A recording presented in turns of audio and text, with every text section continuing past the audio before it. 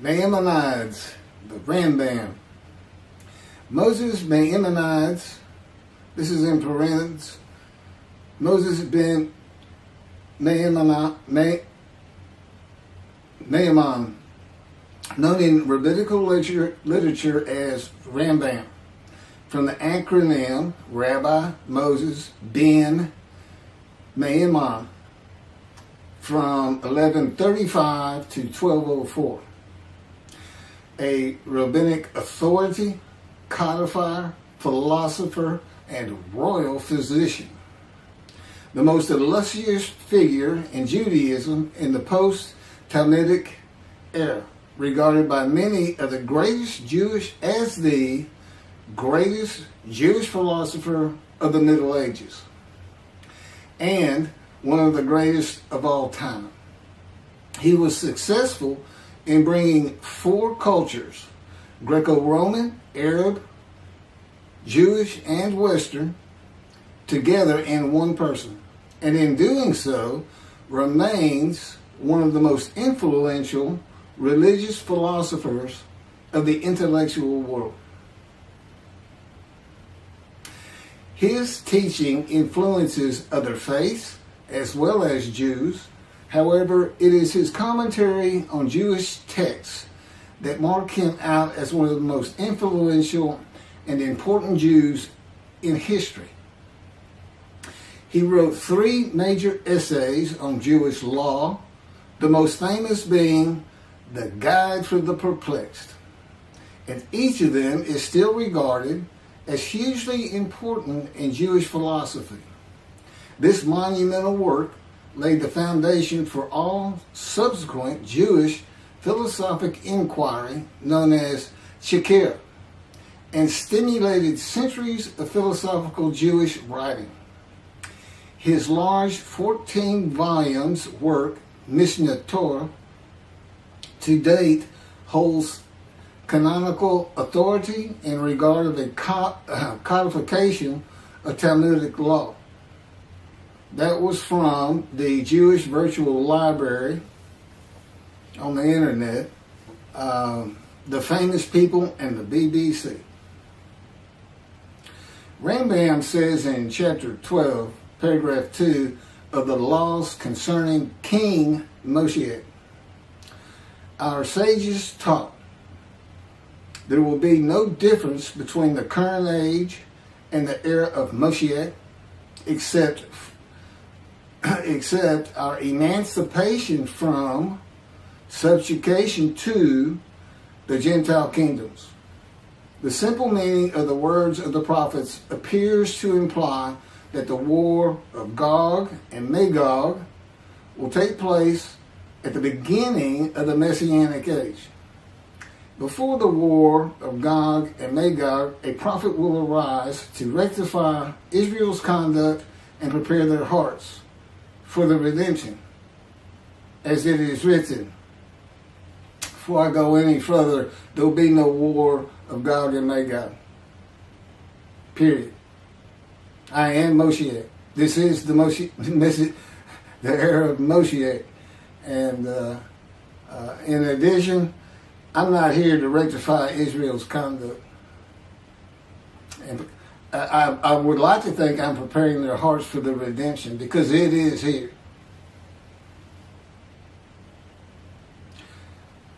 This is from Malachi chapter 3, verse 23. Behold, I am sending you Eliyahu, which is Elijah, before the advent of the great and awesome day of God. He will not come in order to declare the pure impure, nor to declare the impure pure. Nor will he come in order to disqualify the lineage of those presumed to be of flawless descent, nor to validate lineage which is presumed to be blemished. And I agree. Rather, he will come in order to establish peace in the world. As the above prophecy continues, Malachi 3, verse 24, he will bring back the hearts of the fathers to the children. And that is incorrect. I don't come here to bring peace or have the world come to peace or to establish peace in the world. No one can do that. Humanity will never be at peace. It's just not what man is. It's not how things have ever worked. Elijah does not come to establish peace in the world. And again, God dictated this to me. I didn't come up with all this on my own.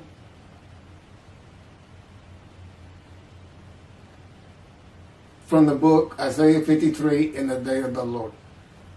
Elijah does not come to establish peace in the world, but to make the many righteous by his knowledge in reconciling the sons to the father and the fathers to the sons of the family members, one to another, of the Jewish people, by having them be mindful of the teachings God gave Moses at Order and to the practice of Judaism. Okay, be mindful. That's an amendment to the first, the covenant between God and the Israelites given by Moses. It's just an amendment because they had to have strict compliance with 100% of the Israelites agreeing to it, that they would all abide by it. Today he's saying be mindful, and he's also saying it doesn't have to be 100% of the people, those who heed and revere and esteem his name. And he knows it's not going to be all of the Jews, notwithstanding the fact he has forgiven their sins and remembers their iniquities no more. And to be a messenger of the new covenant with sin forgiveness. That's why it's new. There's an amendment to it, and in addition to it is sin forgiveness. That's the only difference. I will be your God and you will be my people. That's the covenant. And it's never changed. It's never gone away. It's new only in the sense that there's been an amendment to it, and in addition to it, and it's a ratification and confirmation of the covenant at Mount Sinai. Or Rambam and the sages say in chapter 12, paragraph 3 of the laws concerning King Moshe, God makes it real clear. He calls Moshe, my servant David, a shepherd. He's a teacher. There's been no Rabbinic kingdom dynasty that Rambam thinks is coming. And that's all you have. Now there is a slight reference to king and prince throughout the covenant of friendship. That just means leader in this context. He's a ruler amongst the people, not a ruler over the people. This is just Rambam's rendition of what a Rabbinic kingdom would be. But it's not in the Hebrew Bible. During the era of the King Moshe, once his kingdom has been established and all of Israel has gathered around him, the entire nation's line of descent will be established on the basis of his words, through the prophetic spirit which will rest upon him. In the Middle Ages and in antiquity, they believed in prophetic spirits. This will not happen. I do not have a prophetic spirit. The Spirit of God alighted upon me, but he's a person. Now, he helps me. He'll tell me things and teach me things. But there's no such... there's by and large, nobody believes in that kind of thing anymore. That somebody can just prophesy. God prophesied. He has absolute knowledge of humanity from Adam on to the ends of the earth. Okay, now he can tell a man, write this down, or go tell the people this. But that's just coming from him by knowledge. No man gets a spirit upon him and all of a sudden he can prophesy.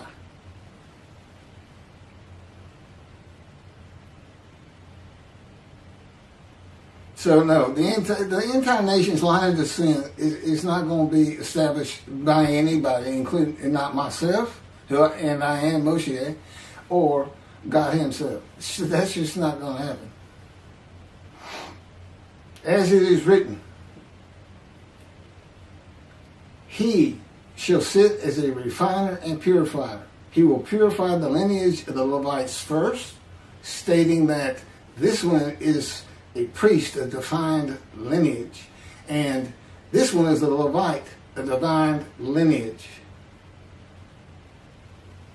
Rambam basis for this belief is a verse in the book of Ezra, chapter 2, verse 63. The governor said to them, they shall not eat of the most holy things until a priest arises who will wear the Yom and the Tamim. From this verse, one can infer that the genealogy of those presumed to be of unquestioned priestly and Levitical lineage will be traced by means of the prophetic spirit, and those found to be of such lineage will be made known. He will define the lineage of the Israelites according to their tribe alone, i.e., he will make known each person's tribal origin, stating that this one is from this tribe and this is from another tribe. It's not going to happen. And he's talking about Moshiach being the purifier. He got that wrong too. He shall sit as a refiner and purifier from the first paragraph of chapter 12.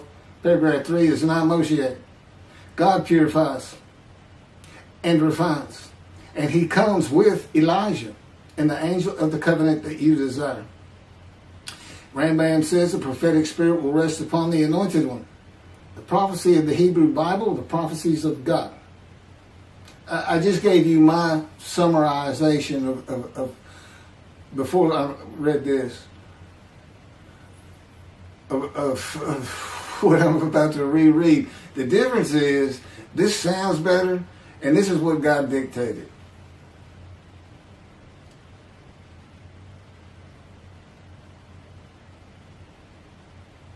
The prophecy of the Hebrew Bible, the prophecies of God. David does not have a prophetic spirit.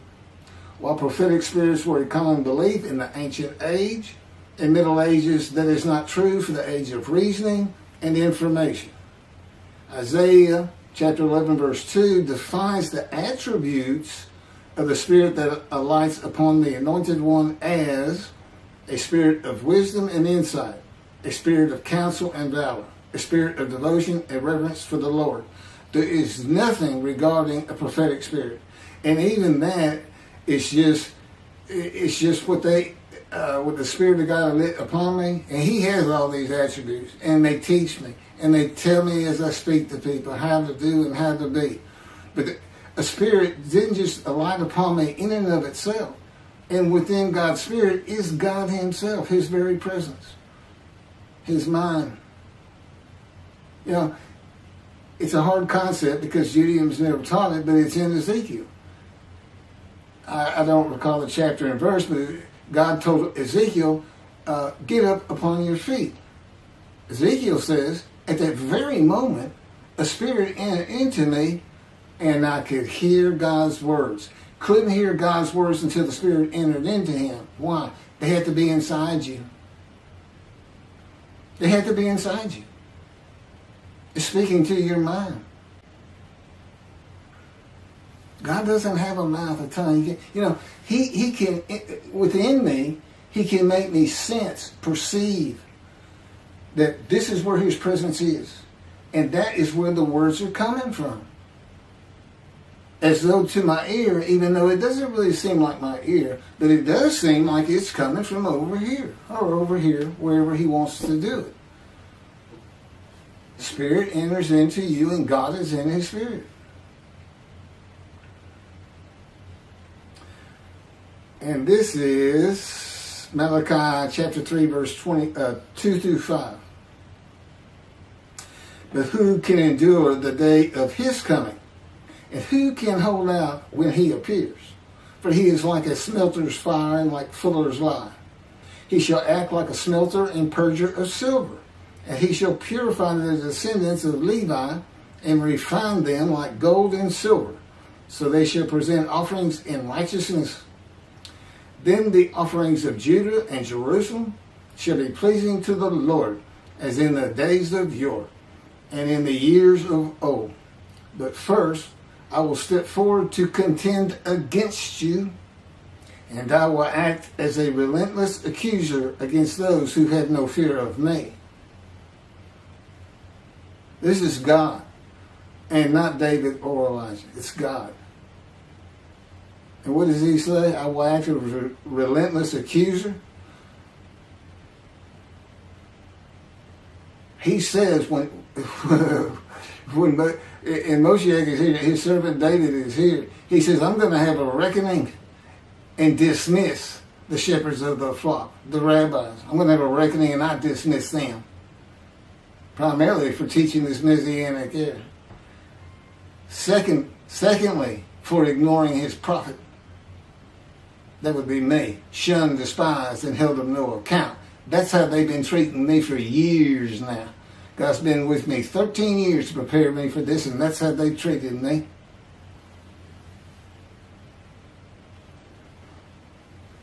In Hebrew writing, it is common to express the same idea twice. Okay, God's telling me to move on. I don't need to hear that. It just had to do with smelting and this and that. In Malachi 1 and 2, the priesthood has been defiled. They offered polluted offerings. They have turned from God and refused to listen to him, and they profane God's covenant. They disregard God's ways.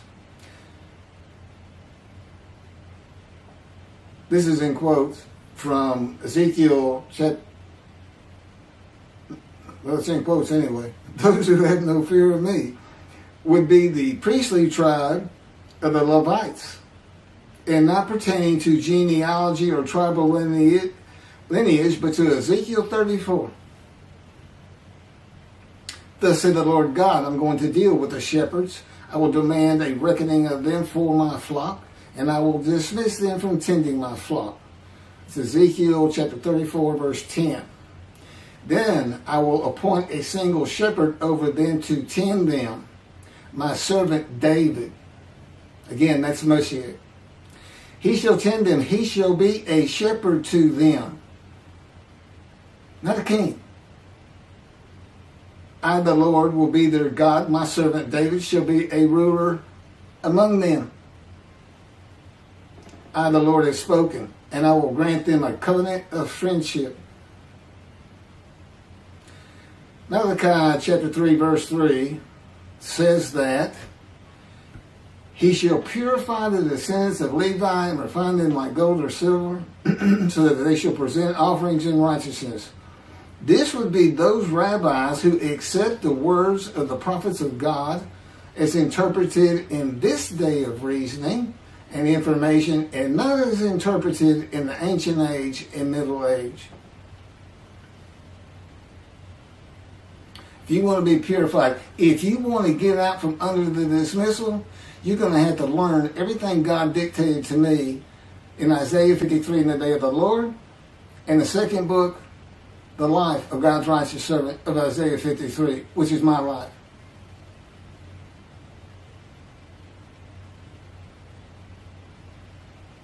That'll purify you. That'll get you back on the scroll of remembrance so you can see the heaven God is creating. The name Israel shall endure. The era of redemption, restoration, and exaltation versus the day of the Lord, as found in the book.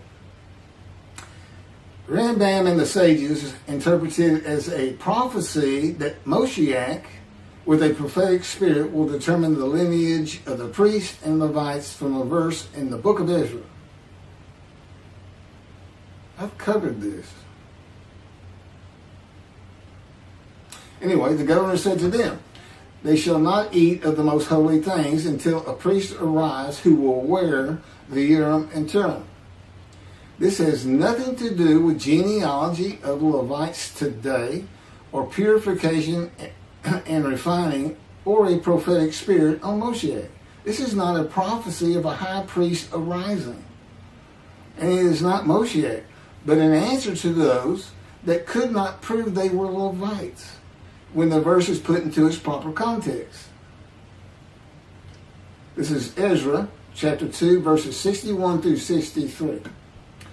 Of the sons of the priests, the sons of Habiah, the sons of Hakuz, the sons of Barzillai, who had married a daughter of Barzillai and had taken his name. These searched for their genealogical records, but they could not be found. So they were disqualified for the priesthood. The Teshachta ordered them not to eat of the most holy things until a priest with Urim and Thummim should appear. It was just a specific instance. In the Hebrew Bible, the Urim and Thummim are elements of the breastplate worn by the high priest attached to the ephod. They are connected with divination in general and cleromancy in particular, a belief in antiquity and the Middle Ages rarely believed in today. Two objects used by the high priest to answer a question or reveal the will of God. The ephod was made of fine linen and consisted of two pieces which hung from the neck and covered both the back and front, above the tunic and outer garment. Cleromancy is a form of sortition, a casting of lots. A casting of lots in which an outcome is determined by means that normally would be considered random, such as the rolling of dice, but are sometimes believed to reveal the will of God. Casting of lots, the will of God.